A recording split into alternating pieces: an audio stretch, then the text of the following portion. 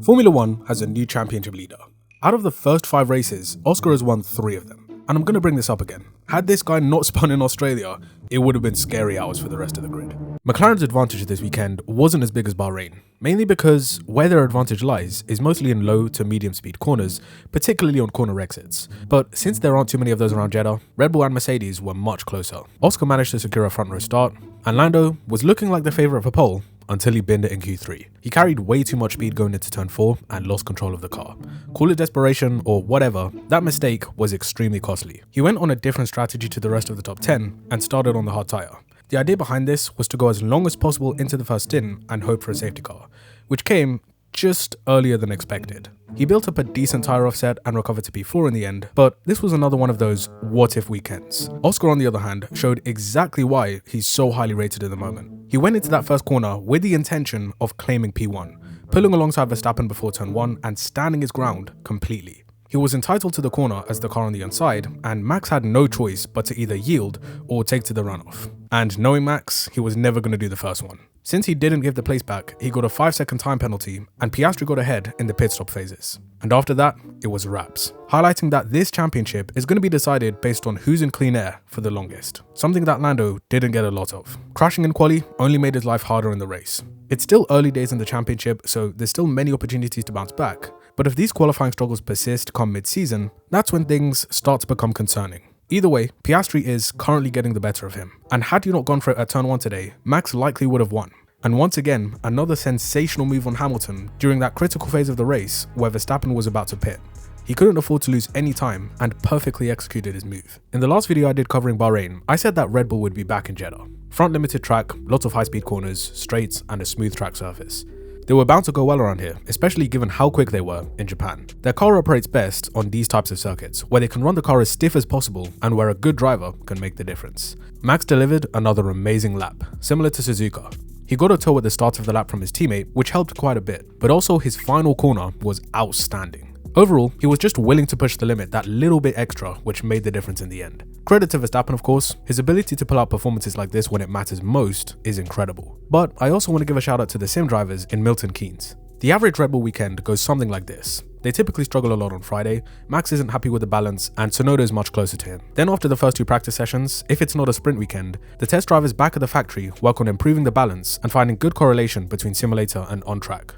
The car is in a much better place come Saturday, which gives Max confidence in qualifying and enables him to pull off feats like this. Not taking anything away from him, just highlighting that this was a team effort. Tsunoda normally struggles to extract those final few tenths in Q3 due to tyre prep issues, but we can cut him some slack since this is only his 3rd race after making a mid-season swap. I will say though, him just being in the final round of qualifying enabled Red Bull to use him for the tow on the straight before turn 1. And speaking of turn 1, Max didn't get a great start and just pulled out the 2021 classic. Throw the car in with no intention of making the corner and then just drive out like nothing happened. At least, that's how I saw it anyway. Max fans I know are going to disagree. Even the man himself refused to comment on the incident post-race because the FIA are now penalising drivers for criticising them. And if I were to look at it from his perspective, I guess I can see his point somewhat. He was on the better racing line, whereas Piastri was a bit compromised on entry as the car on the inside. Therefore, he was always going to slightly understeer into Verstappen. But at the same time, you could argue that before then, Max forced him into that position while trying to defend. They were both alongside on entry. Debating who was a millimeter ahead at a specific frame is pointless, since everything is happening in a split second. Ultimately, I thought Oscar had the right to dictate the corner as long as he kept the car under control and on track, which he did, meaning Max should have backed off, but that's not in his nature. In this situation, Oscar just matched his energy and to an extent, out-Verstappened Verstappen. Beat him at his own game essentially. The problem is that since turn 1 was such a deciding factor in who won this race, that both drivers were not willing to back down. Combined with the fact that these cars are basically boats nowadays, it's so difficult to race with them. This leads to drivers adopting an all-or-nothing approach because Oscar equally braked pretty late himself. But he made the better start and wasn't going to pass up an opportunity to make an overtake that was very much on. To me, it was a great move by Piastri, but let me know what your thoughts are in the comments below. He tried to build a gap since he had clean air, but since he couldn't pit without coming out into traffic, he just had to stay out. Oscar did the undercut and that was the win gone. Once again, it just goes to show how badly dirty air affects these cars, because after that, Verstappen's pace plateaued. Had he just given the place back immediately, maybe there would have been a better chance of him overtaking at the restart or doing an undercut, since McLaren's pit stop with Piastri was poor.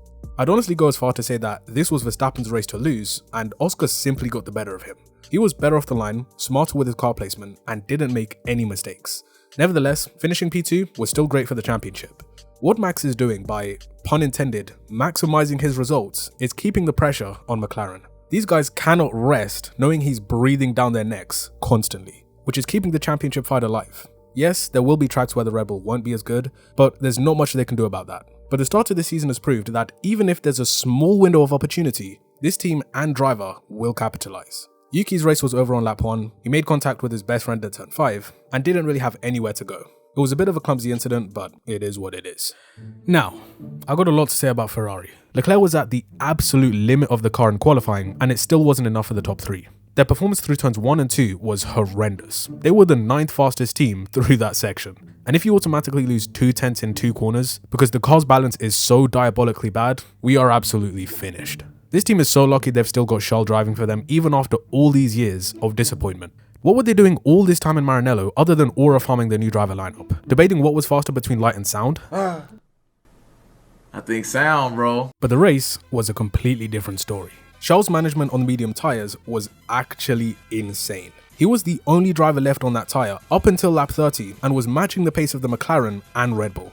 Ferrari said to him, "Okay Charles, we're thinking about switching to hards now." And he was like, We? We? Building up that tyre offset over Russell was beautiful, because after that, he just went absolutely berserk. His pace was electrifying. Inside the cockpit, he was locked in. This man wanted that podium so badly, he started driving out of his own skin. Norris was chasing him down towards the end on the medium tyres, and at this point, I was just praying for the checkered flag, because that McLaren was absolutely flying. It got pretty intense, I won't lie, but Charles made the difference to secure Ferrari's first podium of the season. That strategy only worked because of his cold first stint. That car had no business being on the podium, but Leclerc is just that guy. Who would have thought that a podium would mean so much after the hype that Ferrari generated in pre-season? The car isn't competitive enough yet, but when you have a driver like Leclerc, you know he's capable of doing something magical. If only this car was better in qualifying, they could have been in with a shot for the win, since Leclerc himself said that once he hit clean air, his pace improved. In the ground effect era, Jeddah has typically been one of Lewis's worst tracks. Combined with him still trying to get to grips with the Ferrari, and the fact that Jeddah is a circuit which requires the driver to be on the absolute limit to get the most performance, the gap between him and Leclerc wasn't that surprising. It's frustrating to watch at this moment in time, but I still believe things will get better. Call me delusional, but I don't agree with people making big sweeping judgments about his time at Ferrari like he's done or he should retire after just 2 months of him driving for them. Especially when there are so many differences in how the Mercedes car operates and how the Ferrari operates. His comment after qualifying about him needing a brain transplant to extract the most from the car was pretty accurate, because having been with the Mercedes for 12 years, he carries all that experience with him and has developed certain driving techniques which are ingrained deep within his subconscious. So trying to learn something totally different is obviously going to be uncomfortable, but ultimately it's down to him to figure it out. His race wasn't the best either. The battle he had with Lando was quite nice. In fact, he did really well to hold him up, because without that, Norris probably would have got Leclerc for the podium, showcasing his beautiful racecraft once again. But other than that, it was a quiet and lonely race. Basically just spent most of the race chilling. Not much more I can say, other than hopefully he's able to improve in Miami. Now, to fully maximize their performance this weekend, the Mercedes drivers were restricted to solely eating ice soup every day, moving like prime Nico Rosberg, doing anything to gain even the smallest advantage. Russell's Q3 lap was solid, but there definitely was more left on the table. To be fair, he lost a lot of time to Verstappen since he didn't get a tow, but he also lost about a tenth and a half through the last corner, which meant pole was definitely on the cards. Antonelli also made a couple of mistakes through turns 1 and 2, which set him back by a lot. Otherwise, his pace was similar to that of the front runners throughout the rest of the lap. But I have a good feeling that at some point this season, this kid will completely nail it and take a surprise pole. In the race, Mercedes generally just struggled with the tyres. I mean, George basically said very early on in the first stint that his tyres were completely toast and he couldn't keep up with Verstappen and Piastri. In fact, both drivers struggled for pace compared to the front runners, indicating that the W16 isn't quite there yet to fight for either of the titles. But at least Antonelli is improving very quickly, and Russell's consistency is still elite. Once they bring some upgrades, if they work, they can make things a lot more interesting. Williams are making rapid progress. Signed with the P6 on Saturday, and that's 2 weekends in a row where he's maximized the car. Their 1-lap pace is definitely a huge strength. Before the race, Carlos was wondering whether he should put up a fight against the frontrunners, but he immediately lost the place to Hamilton at the start, didn't end up fighting against Norris too much. This weekend, he chose peace over violence, unlike Bahrain. Then, him and Albon basically double-teamed against Hadjar. Carlos was giving Alex DRS to defend against the V-Carb, and it worked a treat since both drivers scored points in the end. Alpine have been making some serious moves lately. Like Williams, their pace over a single lap is so good. Throughout the weekend, Gasly was consistently up there. His final lap in Q3 could have been better, but starting P9 wasn't bad at all. The aim was to get after Sainz, but his ambition got the better of him. That incident on the first lap was just a racing incident, but definitely costly, since this was a good opportunity for Pierre to score some decent points. His teammate Doohan finished second last, passing Bortoleto right at the end. As for VCARB, Lawson was 12th in qualifying and Hadjar was 14th. Hadjar got the better start and made a great move on Alonso to move into the points. His pace at the end was relentless, and I so wanted him to get past those two Williams.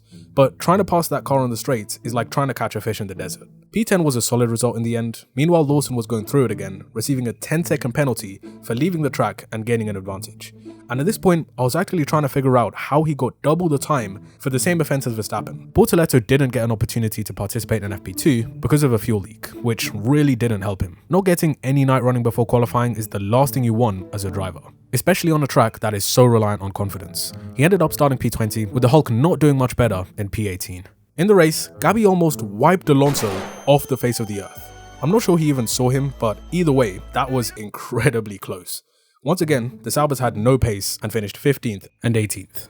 Fernando was decent in quali. For the third time in a row, he was 13th. Stroll was knocked out of Q1, breaking the record for the most Q1 eliminations in F1 history with 75. Fernando ended the race just one place outside the top 10, meaning he's still pointless in 2025. And Stroll was 16th. But since Antonelli didn't finish on the podium, it means that Lance maintains the record as the youngest rookie to finish on the podium in F1 history. And yes, I know that stat might be shameless because I specifically said rookie and not driver. But Lance rarely gets any praise, so we'll give him some today.